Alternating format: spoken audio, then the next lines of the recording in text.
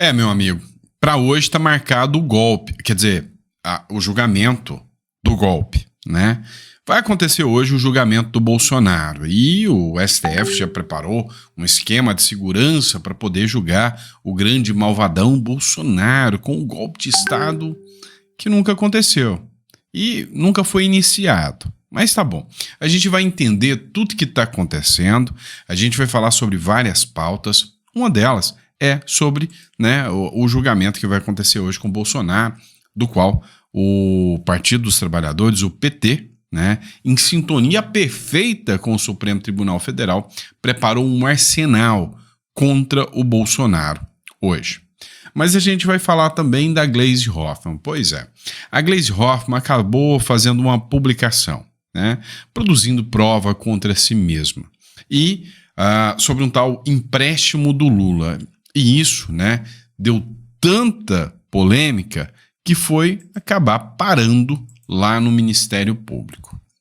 Já o vice-presidente da República, assim também como o ministro do Lula, que é o Geraldo Alckmin, assim, meio que na maior cara de pau do mundo, diz: vamos mexer nos números para enganar a população?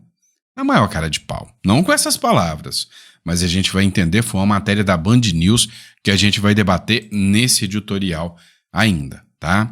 Outro ponto que a gente vai falar, como eu disse para vocês, sobre o arsenal que o PT preparou, mas um ministro do Supremo Tribunal Federal saiu, né, aqui em confronto ao posicionamento do ministro Supremo Alexandre de Moraes e os demais ministros do Supremo. E eu tô falando do ministro Marco Aurélio de Mello, tá? E aí você vai até me questionar. Peraí, Sandro, o Marco Aurélio não é ministro, ele é ex-ministro, ele aposentou. Vou te contar um segredinho sobre isso aqui, tá? Não é verdade, ele não é ex-ministro do STF, e eu aprendi isso com duras penas e eu vou contar para você. Vamos entender tudo isso que está acontecendo? Então, primeira coisa que eu queria fazer nesse editorial, antes de começar na matéria, é desejar a você mesa farta, repleta de bênçãos para você, para todos os seus familiares, tá? Nesses momentos tão difíceis, é o melhor que eu posso desejar para você. O segundo ponto é pedir a você, tá, que se inscreva no canal, dê uma força no canal para a gente continuar produzindo esse tipo de conteúdo aqui para vocês, tá bom? E também, né, o último recado, prometo, visita a nossa biblioteca digital, a gente está com livros muito bons para vocês, recomendo demais, Espiritualidade e Prosperidade, e aqui você vai aprender a alinhar fé, propósito e sucesso financeiro. Logo a gente vai estar trazendo mais livros para vocês aqui, beleza? Vamos lá, pessoal, vamos começar aqui entendendo tudo o que está acontecendo. A Gleisi Hoffmann, ela apagou um post, né, uma postagem que ela fez, que chamava uma política pública de empréstimo de Lula. Vamos lá, ela criou uma política pública ruim, uma política pública besta, e eles, né, a turma da Left People ainda acha que isso é bom. E ainda, em vez de dar o nome da política pública, a política, né, o nome, né, oficial, falou que é o empréstimo do Lula, ou seja, violando claramente o princípio da impessoalidade da administração pública, situação que causa, né, um desconforto grande aí, né? Matéria do Metrópolis, citando a fonte para vocês, a ministra das Relações Institucionais, que é a Gleisi Hoffmann, recebeu críticas após realizar uma publicação nas redes sociais que sugeria o empréstimo do Lula para trabalhadores. A medida mencionada pela ministra é a nova opção de crédito consignado destinada aos trabalhadores da consolidação das leis do trabalho. Empréstimo consignado, meu amado. O que é o empréstimo consignado? Deixa eu explicar para vocês. Vem cá. O empréstimo consignado é algo tão seguro que não tem como o banco tomar calote. O risco de calote é quase zero. Vamos lá. É uma modalidade muito aplicada para servidores públicos que têm estabilidade e para aposentados, né? Por quê? Porque o desconto é feito direto na folha do pagamento. Ou seja, Antes do trabalhador receber o seu, o banco já tirou a fatia dele. E aí o Lula, o grande gênio da economia brasileira, né, resolveu fazer o seguinte: não, vamos pegar o otário do trabalhador com CLT, que tem um negócio chamado Fundo de Garantia, né, o FGTS. O que é o FGTS? Todo mês que você trabalha, o governo vai lá, tira 8% que poderia cair no seu bolso e enfia, né, numa conta bancária. E aí, o índice TR que eles utilizam para recálculo ali, ele não acompanha nem a inflação. Tá vendo aqui, por exemplo, esse celular? Pois é. Quando o governo me captou os meus 8%, esse celular aqui, né, valia R$800. Então, se eu ganho 10 mil, tá, 8%, eu comprava esse celular. Ok? Daqui 3 anos eu volto lá. O celular, né, tá custando R$1.600, ou seja, dobrou.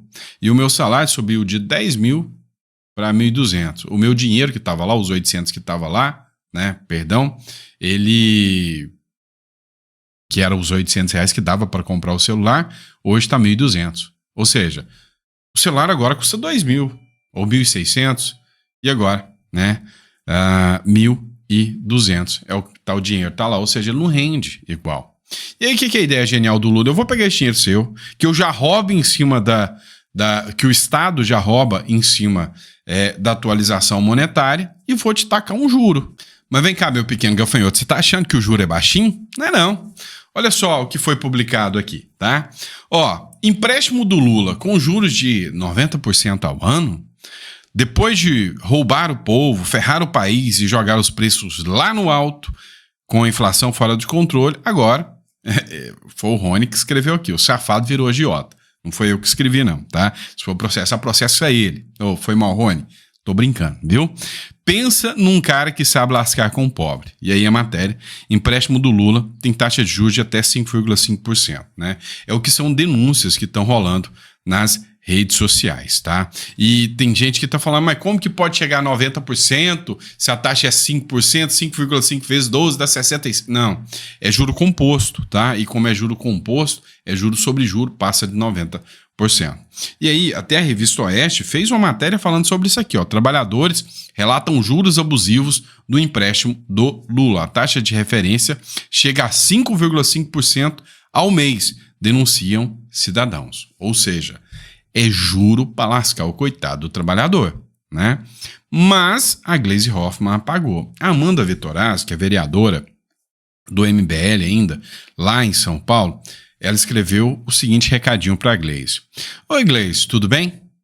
Vi que você apagou o post onde chamava esse novo programa bizarro de empréstimo consignado via FGTS de, abre aspas, empréstimos do Lula.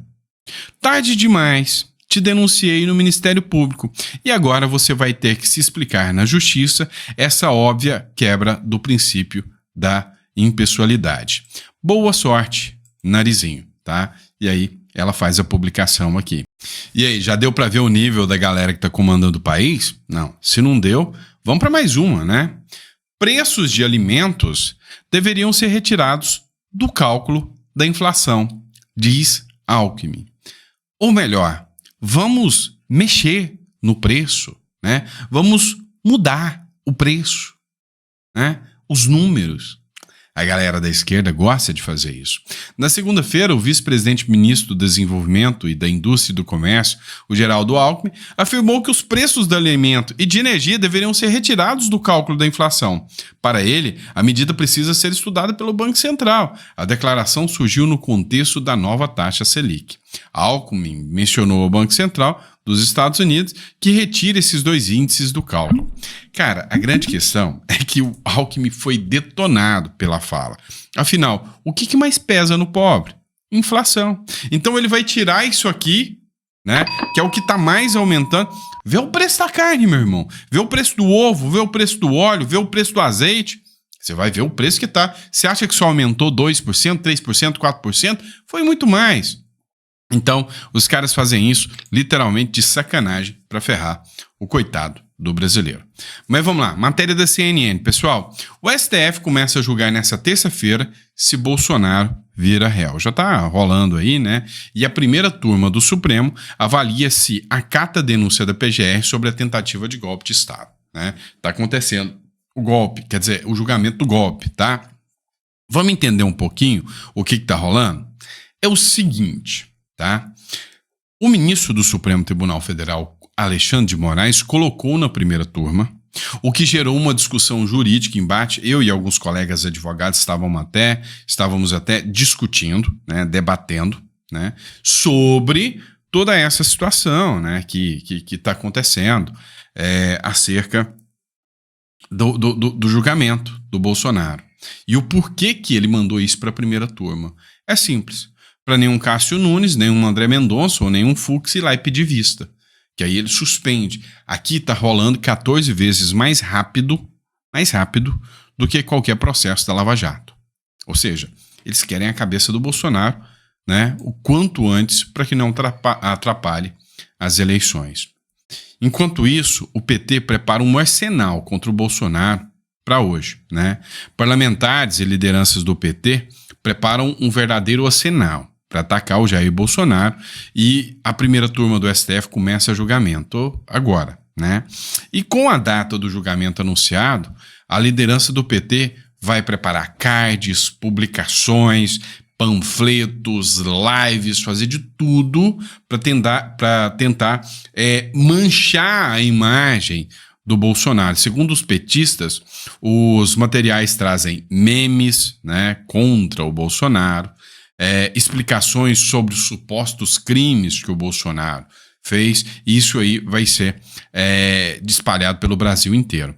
A orientação do partido do Lula é que também para todos os petistas compartilhem em suas próprias redes sociais os links para a transmissão que o PT fará sobre o julgamento, ou seja, eles vão fazer aí uma mega live. Vamos lá. Só a live do Vilela ontem com o Bolsonaro já bateu 1,5 milhão de views. Tá? Será que o PT vai conseguir chegar pelo menos nos 30 mil? Duvido é o dó. Tá? Vamos lá, pessoal. Ó, CNN ontem divulgou o posicionamento do Marco Aurélio de Mello, o ministro do Supremo Tribunal Federal aposentado. E aí você vai me falar, mas ele é ex-ministro. Deixa eu te contar uma coisa. Quando eu fiz direito, eu fiz na cidade de Araguari, Minas Gerais. E lá eu tinha um professor que era juiz aposentado.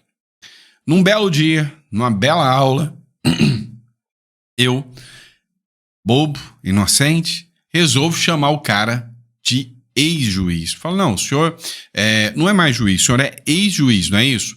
E hoje o senhor pode advogar, a gente estava falando da questão da quarentena, já que o senhor é ex-juiz, o senhor pode advogar, mas o senhor não tem interferência sobre os seus ex-colegas? Ele olhou para mim assim e falou, rapaz, vou te contar, você tem um futuro brilhante, mas você é imaturo. Falta os detalhes.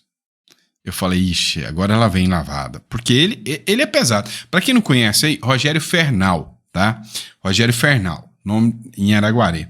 Falou, presta atenção nos detalhes. Quem te disse que eu sou um ex-juiz? O senhor, como advogado, futuro advogado, não pode se equivocar tanto. Eu falei, ué, se você não tá atuando como juiz, mas o que você é? Você é um ex-juiz? Ele falou, não, eu sou um juiz aposentado. Um ex-juiz é aquele que perde o seu cargo. É aquele que deixa o seu cargo porque o perdeu. Eu não perdi, eu só aposentei. Então, a referência é que eu sou um juiz aposentado. Então, não fale que o Marco Aurélio de Mello é um ex-ministro. Não, ele é um ministro aposentado. Eu tomei essa lavada e aprendi. Mas é assim, né? É apanhando que se aprende. Mas olha só. Interessante esse ponto aqui. Ele disse, né, ele foi claro, se o Bolsonaro for julgado pelo Supremo Tribunal Federal, é situação de causar perplexidade. Olha só, Em entrevista à CNN, o ministro aposentado do Supremo Tribunal Federal, Marco Aurélio Mello, afirmou que causa perplexidade a ele o fato de o STF julgar pessoas que não possuem prerrogativa de foro, como os envolvidos nos atos do dia 8 de janeiro de 2023 e ex-presidentes da República, como Jair Bolsonaro. Segundo Marco Aurélio, casos como esse deixam a população sem entender. O ministro aposentado afirmou, abre aspas, continuo perplexo porque a competência do Supremo Tribunal Federal é de direito estrito. Pessoas que participaram daquela arruaça lá, uma alusão ao 8 de janeiro, estão lá no Supremo Tribunal Federal. Porque não sei, eles têm direito a um juiz de primeira instância. Marco Aurélio ainda afirmou, abre aspas, durante os 31 anos que estive no STF, quando alguém terminava o mandato, a gente baixava as ações para a primeira instância. Qual foi o órgão que julgou o presidente Lula? Foi o Supremo? Por que agora o STF vai julgar Jair Messias Bolsonaro? Isso é que a sociedade fica perplexa. Fecha aspas. Entrevista. Pois é, né? Eu acho que para o bom entendedor de direito fica óbvio. Para o cidadão médio que não fez direito, né? Fica cada vez mais assustador entender que, para as duras penas da lei, para os amigos, os favores, né? E aí fica nítido, né? Fica claro que não tem como um processo como esse ser justo. Olha, por exemplo, essa matéria da Gazeta do Povo. Os juristas, né, vários juristas, vários advogados, apontam novas ilegalidades do ministro do Supremo Tribunal Federal, Alexandre de Moraes. Mas um impeachment é improvável. Por quê? Tá aqui a imagem dizendo o porquê. Senhores senadores. Apesar da existência de novas acusações graves, né, de abusos cometidos pelo ministro Alexandre de Moraes, do Supremo Tribunal Federal, a investigação e a responsabilização do magistrado ainda é vista de forma remota. Segundo os juristas, ouvidos pelo Gazeta do Povo, o motivo é a blindagem institucional que protege não só os ministros, mas autoridades em geral no Brasil. Até a matéria lá da Transparência Internacional falou, né, citou que o Brasil é o país da impunidade, né? É o país, infelizmente, em que as pessoas, né, cometem os piores tipos de atrocidade e acaba ficando por isso mesmo. Hugo Mota, inclusive, está sendo pressionado dos dois lados, tanto do lado do Lula, né, e da esquerda, quanto do lado da população e da direita. O Mota prometeu uma reunião para decidir sobre a urgência do PL da anistia. Então ele vai ter uma reunião com os líderes e agora é o pega para capar, para ver se realmente os líderes estão aí fechados com o Bolsonaro ou se não. Mas é fato que o Lula, segundo a matéria da Revista Oeste, vai ao Japão. A Janja já está lá, curtindo umas férias com o nosso dinheiro. Ou seja, ficou lá uma semana, né? E fica em sigilo isso, sem agenda oficial nenhuma. Tá lá, no Japão, né? E aí o Lula vai agora, vai levar consigo o Hugo Mota, né? E o Alcolumbre. A intenção dele é levar os dois. Para quê? Para criar, né, um roteiro onde ele faz um alinhamento aí com a turma. E aí até a turma da Globo News chegou a chamar, né,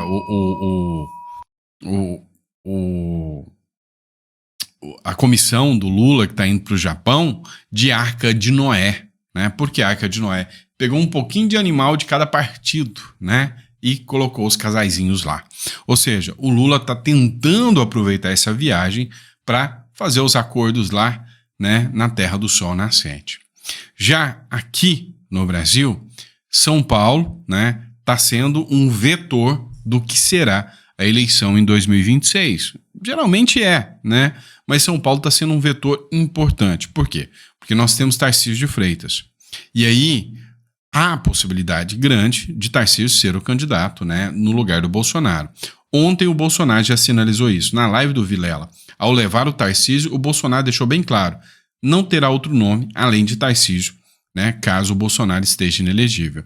E Tarcísio terá, se presidente, terá apoio, né, e dará apoio ao Kassab como governador do estado de São Paulo. Aí a direita toma conta de tudo. Kassab, Tarcísio, né? A direita, mais direita que eu já vi na minha vida. Só que não. E aí, a grande questão é que aparece uma pessoa para tentar embaralhar isso, mas sem força política para tal. Temos que ser sinceros, né? O Ricardo Salles, que deu uma afastada do bolsonarismo, foi até para o Partido Novo, disse que vai ser candidato a governador em São Paulo, caso o Tarcísio dispute, né, a presidência. Só que o Tarcísio, de forma alguma, dará qualquer tipo de apoio para o Salles. O simples fato de questionar o Bolsonaro, a turma lá já chamou ele de intergaláctico e tudo, e rachou por completo. Bolsonaro já disse que não vai apoiar o Salles como senador da República. Bolsonaro não vai apoiar o Salles como presidente, como governador, né, do estado de São Paulo. E aí, muita coisa vai passar por debaixo da ponte, né? Há quem diga, e foi até uma publicação da Bárbara do Te Atualizei, há quem diga que estão fazendo uma pressão muito grande para o Bolsonaro desistir dessa história de tentar ser presidente, para apoiar o Tarcísio, para os partidos do Centrão tentarem fazer uma pressão para que o Bolsonaro não seja preso. Ou seja, ou você apoia o Tarcísio e largue essa história e deixa o Tarcísio ganhar, o Kassab ser governador e você não será preso, ou você será preso e o Tarcísio será candidato da mesma forma. Se isso acontecer, do Bolsonaro abrir mão, cara, ele vai ter que apoiar o Kassab. Vai ser uma situação muito estranha em 2026. Mas a gente já viu muita coisa estranha por aí, já não me assusta mais nada. E você, se tivesse que votar, Kassab ou Ricardo Salles, que você votava? Coloca no comentário que eu quero saber. E por fim, mas não menos importante, a última matéria que eu quero trazer para vocês, que é uma do Metrópolis, eu já falei para vocês que a esquerda está perdida. Ela não tem candidato para 2026. O Lula, estão tentando te empurrar essa ideia de que o Lula seria candidato para 2026. Esquece. O que tem gente revoltado com o Lula aí, não tá no gibi. E aí eu falei do João Campos, né? Que seria um possível nome para a esquerda para concorrer. Requisitos ele já tem, até já tem uma matéria aqui que diz, João Campos compra livros superfaturados a 1.690 unidades, cada livrinho 1.690. A Prefeitura de Recife, comandada por João Campos, comprou livros superfaturados para professores ao custo de 1.690 cada livro. Olha só, livrinho caro esse, hein? Se vocês quiserem pagar isso aí nos livros, nos e-books, 1.690, vocês fiquem à vontade, eu não vou nem brigar com vocês. Ao todo, o sobrepreço verificado no Tribunal de Contas do Estado de Pernambuco é de mais de 3,3 milhões só em 2023 e em 2024 em relação ao material destinado aos docentes. Resumindo, já tem os requisitos para ser o candidato da esquerda. Concorda?